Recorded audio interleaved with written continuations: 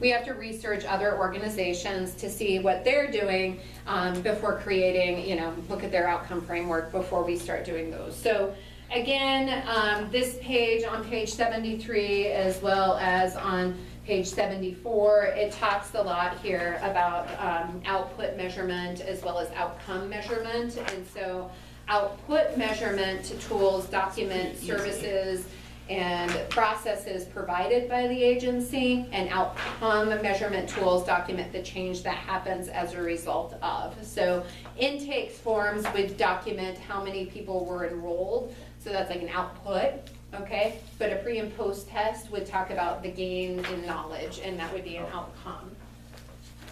Is that Cassidy, can I ask a question? Could it happen that you get to this point in your planning and say, we just have no way to measure this, let's change our outcome indicator? It absolutely could. That is something.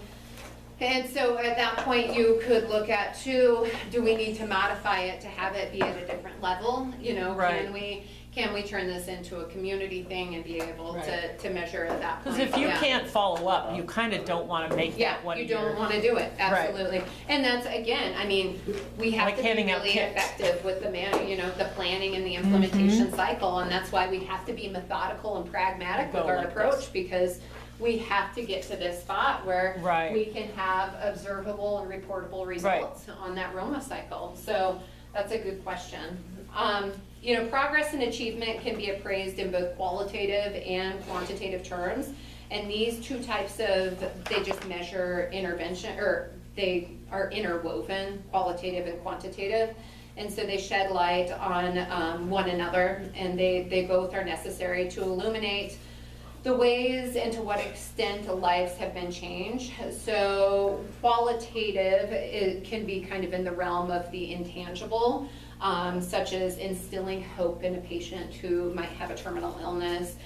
Qualitative data, although sometimes is more subjective, and it helps. It can be difficult to grasp because it is more subjective with that qualitative data. The quantitative measures are essential for assessing whether resources are properly concentrated for those results. So again, quantitative, we want to make sure that we're looking at that resource allocation, if they're properly concentrated, whether progress is actually being made, and if lives are being improved and communities are being strengthened. So these measures require that we have some pretty defined standards. Okay? So we're going to look, that all is spelled out on page 75, which is helpful because I think that those are good measures to think about. And as we jump into page 76, we're going to talk about what are our measurement tools in our process, okay? The hard part of real numbers is that sometimes things that are important to the public or our board members go by the wayside because they're not effective. And people go, why'd you drop that program? Well, it wasn't effective. And that's hard to do. It is. It's so hard. It's been something you've had for years, but absolutely. When you look at it through the raw numbers, you go, Like the displaced homemaker program, probably, kind of like that. Wasn't as effective under current programs. Absolutely. Guidelines. So on page 76, we see here that we have another activity. What are our measurement tools in our process, okay? So we're going to consider the needs, the outcomes, and the strategies and the outcome indicators that we previously identified. And we're going to ask a couple of questions here in relation to those.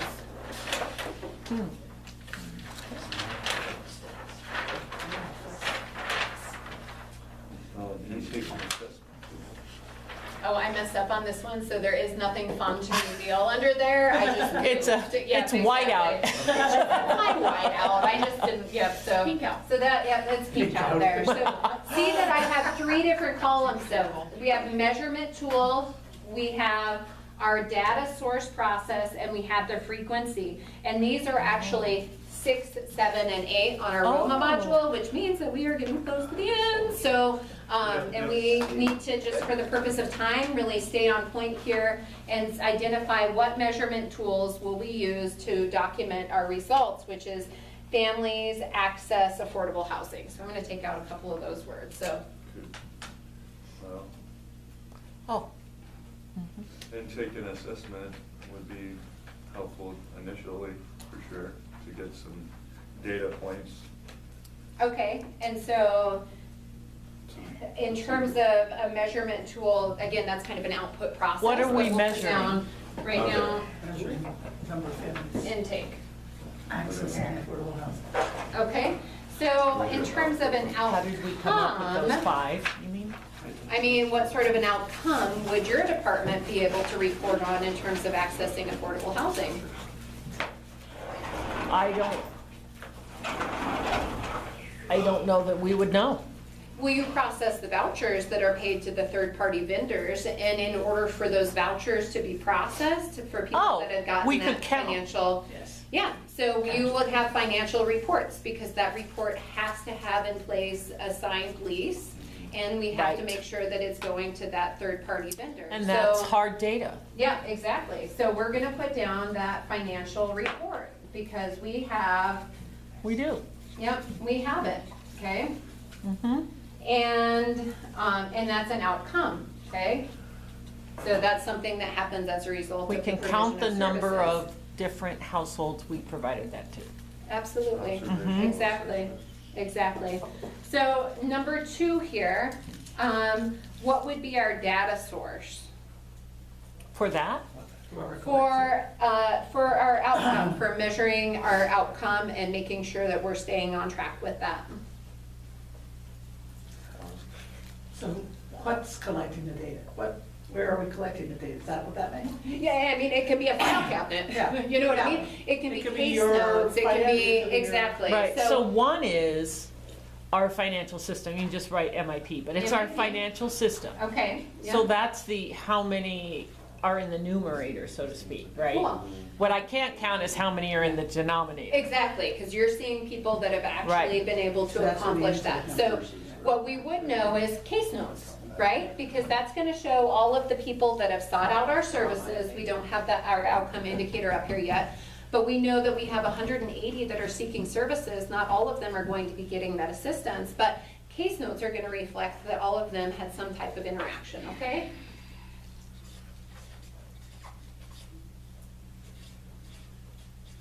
Okay, the other place that we might see that,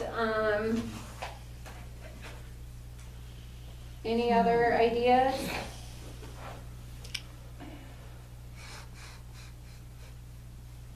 One thing is, with Section 8, we get a report every month from the Montana Department of Commerce, and so it's a report from a partner that shows who's leased up and who's not. So those are people that are accessing affordable housing as a result of services that we're providing. So that might be, you know, some partner reports could play into it. Mhm.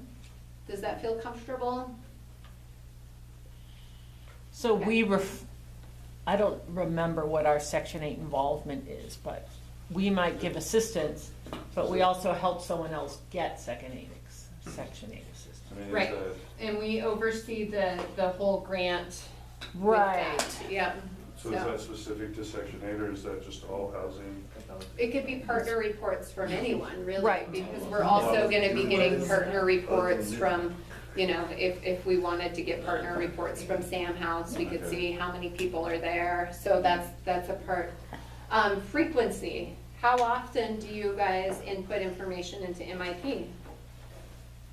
When we get the copy, when we get a request, Okay. right? So we only do it someone asks us to do, and that's, so I don't know how often they ask us to do it. Okay, so you do accounts payable once a week? Oh, once a week, So- yes. We could just put down just, you know, That's AP the one time per most week often or- you okay. could get it, Yeah. yes. So how often does the board meet? So, Really? yeah, it could be kept weekly. But we also do monthly reports by dollar. So Okay. if you wanted to look at dollars and not count, we could give that to you monthly Okay, on your program, reports. Yep. okay. Lainey, did you have a question about? She was wondering how often our board met, I like think that collectively. I think that we're doing 10 meetings a year, Oh, wow. I wanna say. That I think it often? used to be Wow. monthly, and now we've kinda, yeah. Yeah, it used to be Maybe it's- quarterly. I thought it used to be quarterly. No, it was monthly, and then it was full days, and so we Oh. moved, and now it might be 6, so 6 to 10 times a year that the board is receiving a report on those successes. Should we put that down as well, do you think? Sure, board reports, is that what you're saying? You know, to me, the frequency of how often you pull reports is how often you need to make changes. Other than the requirements of meeting a board or an input to national, Mm-hmm. it's like, how fast do you need to make changes to your program if you're not, at what point are you not meeting your goals? Is it Right. monthly, is it, you know, I don't know what that would. I And think that so would there's change by a program. difference because there's this frequency of data collection and then data reporting. So we collect data, like for the purpose of case notes, at least one time a month, right? Okay. Because you have monthly case Right. management. And then the reports, those partner reports, you're right, because you don't want to be too far behind on it. And so those though are done that's done on a monthly basis, the ones that I was thinking of. And so, so we can put down, you know, weekly, monthly, and then at time of board meeting. Does that work? Are we feeling comfortable with these?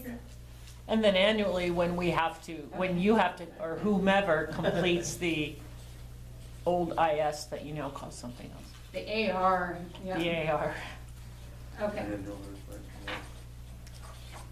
And these are all really critical pieces because I think that evaluation, which is so huge, analyzing the data, which is something that we're gonna jump into, it only is successful when we do that on time and we're time sensitive to the way that we respond, because otherwise we totally lose that efficacy with it, you know? We're too far after the fact, we've gone so far down the road in one direction. So let's just get this stuff on here and then I'm going to wrap up this module so that we can continue moving forward, okay?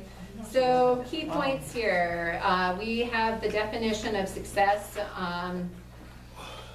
using outcomes and indicators. We looked at those Carter questions of 1, 3, and 6 and how those can be used as the foundation for accountability.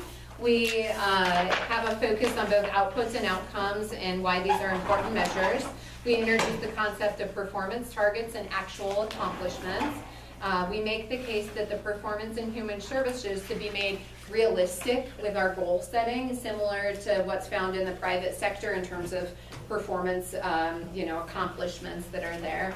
We've provided the formula for identifying the agency's ability to target or project their successes, and we've identified the measurement tools, okay? Wow. So we want to, at this point, we are running behind, but let's take a couple minute break, okay? So let's